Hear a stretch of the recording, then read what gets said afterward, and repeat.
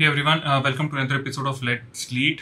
आज की जो हमारी प्रॉब्लम है that is LeetCode problem number 1358। Alright, very interesting problem, not very tough problem but a very interesting problem.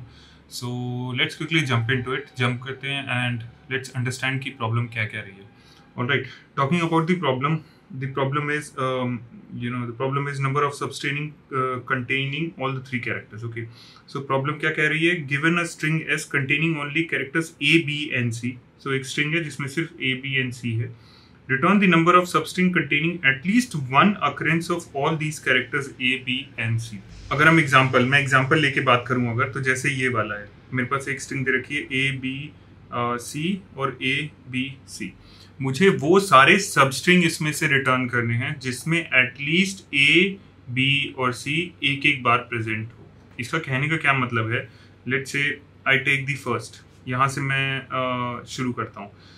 यहाँ से मैंने जब सबस्ट्रिंग शुरू की, पहले लेट्स से मैं आइटरेट करना शुरू करता हूँ, ठीक है, एक मैप मेंटेन या एक लेट्स से लिस्ट या मैप जो भी है मेंटेन करके रखता हूँ। सबसे पहले मैंने यहाँ शुरू किया, ठीक है, तो यहाँ पे अगर मैं ये वाला सबस्ट्रिंग लेता हूँ, ये वाला, ये एक पूरा स्ट्रिंग भी अपने आप में सब स्ट्रिंग है, तो क्या इसमें ए बी सी एक एक बार प्रेजेंट है? हाँ प्रेजेंट है, तो ये एक सब स्ट्रिंग हो जाएगा। अब मैं नेक्स्ट पे मूव करूंगा, मैं यहाँ पे आता हूँ इतने पे, क्या इसमें ए बी सी एक बार प्रेजेंट है? हाँ, ए ये है, बी ये है, सी है, एक बार तो एटलीस्ट है, तो ये भी एक सब स्ट्रिंग हो जाएगा, ठीक है। और यहाँ पे आता हूँ, इसमें भी ए बी सी एक एक बार प्रेजेंट है, तो सब स्ट्रिंग हो जाएगा। इसमें भी है, ये भी हो जाएगा, तो इसमें भी है, तो ये भी हो जाएगा, ठीक है। और वही चीज़ यहाँ पे दे रखी है मेरे, ठीक है। देखो सबसे पहले ए बी सी, उसके बाद ए बी सी ए, फिर ए बी सी ए, ये भी एक सब स्ट्रिंग है, ठीक है, जिसमें सारी वैल्यूज होंगी। फिर ए बी सी ए बी है, ठीक है। तो दिस इज जो जितनी सारी सब स्ट्रिंग्स प्रेजेंट है मेरे को उनका काउंट रिटर्न करना है, तो 10 टाइम्स होंगी, तो इसमें 10 टाइम्स सेकंड काउंट प्रेजेंट होगी। सेकंड एग्जांपल अगर लूँ मैं, या let's say third example A B C लूँ, ए बी सी ये दे रखा है मुझे, ठीक है। तो इसमें सिर्फ एक ही ऐसी सबस्ट्रिंग है जिसमें ए बी और सी एक बार प्रेजेंट होगा, और that is the original substring itself. तो इसमें 1 ही रिटर्न करना है। अगर मैं बोलूँ कि मैं सिर्फ इतनी सबस्ट्रिंग लूंगा, इसमें बी और सी तो है बट ए नहीं है, तो it's not a valid substring. Similarly इसमें triple A, let's say C B, तो अगर मैं लेट्स से मैं पहले पूरी स्ट्रिंग लेता हूँ, पूरी सबस्ट्रिंग में ए बी सी एक बार प्रेजेंट है, तो ये सबस्ट्रिंग एक वैलिड होगा, ठीक है, ट्रिपल ए सी बी आप देखोगे। उसके बाद यहाँ से भी अगर मैं सबस्ट्रिंग लेता हूँ तो ए सी बी भी वैलिड है, फिर यहाँ से भी लेता हूँ तो ए सी बी वैलिड है, उसके बाद नहीं वैलिड है, ठीक है। लेट्स से अगर मेरे पास एक ऐसी सबस्ट्रिंग होती ए बी सी और या सी नहीं होता उसमें, तो इसमें एक भी वैल्यू नहीं होती, ठीक है, क्योंकि इसमें देखोगे तो सी किसी भी सबस्ट्रिंग में प्रेजेंट नहीं है। तो आई नीड टू रिटर्न कितनी सबस्ट्रिंग बन सकती है जिसमें ए बी और सी एटलीस्ट एक बार प्रेजेंट हो, ठीक है। तो how will I approach this problem? अगर मैं इस एग्जांपल से बात करूं, ठीक है, कोड के सेंस में वी विल टॉक कि हम इसको how will be approach it. तो मेरा एक पहला एग्जांपल था ए बी सी और ए बी सी। लेट्स से मैं यहाँ से एक लूप चलना शुरू करता हूँ, पहले आई मेरा यहाँ पे। What I will do is, मैं सबसे पहले एक लेट्स से मैप मेंटेन रखूंगा, जिसमें या डिक्शनरी कह लो या हैश मैप कह लो, अब जो कहना है, जिसमें ए बी और सी के अब तक कितने अकरेंस आ गए वो काउंट रहेंगे, ठीक है। तो सबसे पहले लेट्स से मेरा आई यहाँ पे था, मैं चेक करूंगा क्या इसमें ए बी सी के अभी तो इनिशियली 0 होंगे, ठीक है, इनिशियलाइज 0 से कर दूंगा। मैं अब चेक करूंगा कि ए बी सी के तीनों के एटलीस्ट 1 अकरेंस नहीं है, तो इसमें मैं ए को ऐड कर दूंगा, तो ये हटके ये 1 आ जाएगा। फिर आई मेरा यहाँ पे आएगा, ठीक, बी, तो बी हटके यहाँ पे 1 आ जाएगा, अभी भी तीनों नहीं थे। फिर सी पे आएगा आई, तो सी पे भी 1 आ जाएगा, ठीक। नाउ अब जब इस पे दोबारा आएगा और चेक करेगा कि क्या तीनों के एक एक अकरेंस है, हाँ तीनों के एक एक अकरेंस हो गए। तो आप एक चीज ध्यान दो, अगर मेरे पास किसी भी टाइम पे अगर कोई सबस्ट्रिंग, लेट्स से यहाँ पे मैं कहता हूँ कि मेरे ए बी सी के 3 अकरेंस हो गए, मतलब सॉरी ए बी सी के एटलीस्ट एक अकरेंस है, तो उसके आगे जितनी भी मेरे कैरेक्टर्स बचे हैं वो एक वैलिड सबस्ट्रिंग बनाएंगे। मेरा कहने का क्या मतलब है कि अगर मैं बोलता हूँ कि मेरे यहाँ तक इतने पार्ट में ए बी सी एक एक बार एटलीस्ट प्रेजेंट है, दैट मीन्स कि ए बी सी ए ये भी मेरा एक वैलिड सबस्ट्रिंग होगा, ए बी सी ए बी ये भी मेरा एक वैलिड सबस्ट्रिंग होगा, और ये भी मेरा एक वैलिड सबस्ट्रिंग होगा, ठीक है।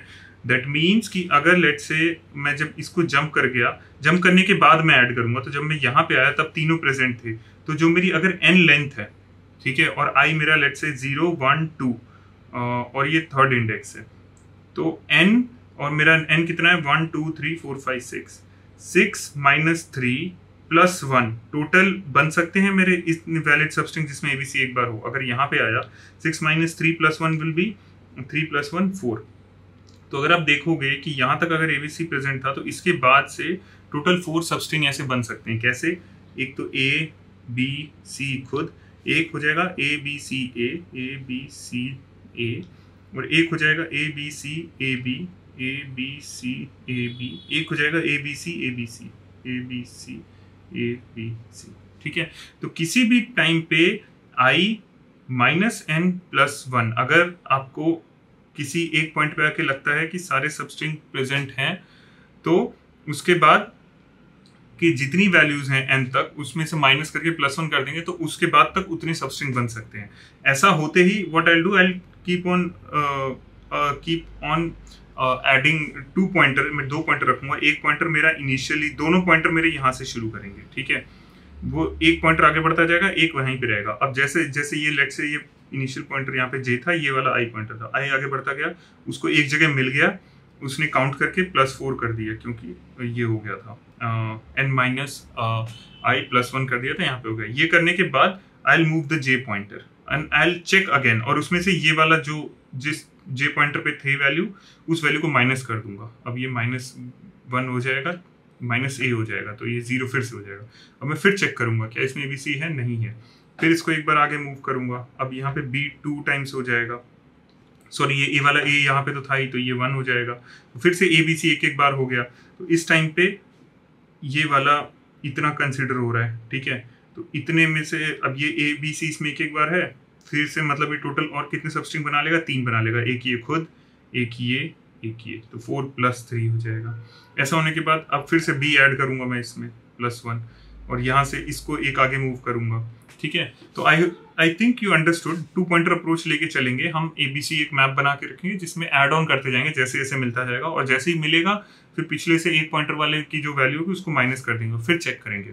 और हर बार जैसे ही मिलेगा what will do is will do n minus I pointer जो है +1, उतने अकरेंसेस टोटल हो सकते हैं उस पर्टिकुलर एबीसी की प्रेजेंस में। ठीक है, सब कैरेक्टर्स के। ठीक है, तो इसको इम्प्लीमेंट करते हैं and you will understand it better implementation के बाद। ऑलराइट, तो अगर मैं इम्प्लीमेंटेशन की बात करूं तो जैसे मैंने कहा 2 पॉइंटर होंगे i, j, और जो कि दोनों 0 से शुरू होंगे। ठीक है, i = j = 0। उसके बाद n एक ले लेंगे हम लेन के लिए, जो कि लेंथ ऑफ s होगा। ठीक है, उसके बाद आउटपुट एक वेरिएबल ले लेंगे जिसमें आउटपुट ऐड ऑन करते जाएंगे। ठीक है, अब एक सीन डिक्शनरी हम बना लेंगे जिसमें a विल बी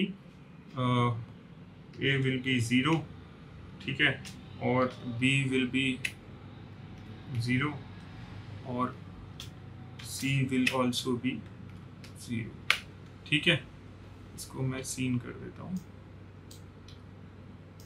ठीक, उसके बाद एक चीज़ आप ध्यान दो, लेट्स से मेरा ये वाला, अगर मैं इसको कॉपी करूँ एग्जांपल कोई, तो मैं जब आई अपना आइटरेट करूँगा तो किसी भी टाइम में एटलीस्ट 3 वैल्यू तो होनी चाहिए, तभी तो एबीसी प्रेजेंट होगा।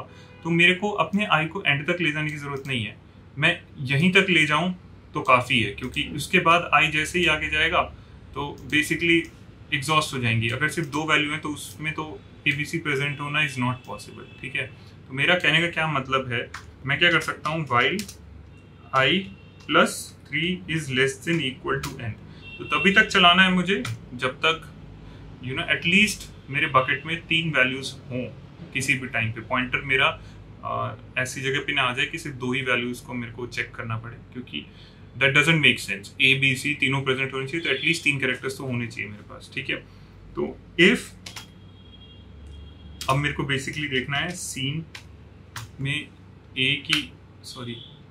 सीन में जो ए की प्रेजेंस है, ठीक है, is greater than equal to 1। ठीक है, and I will copy this and I will do some changes in it.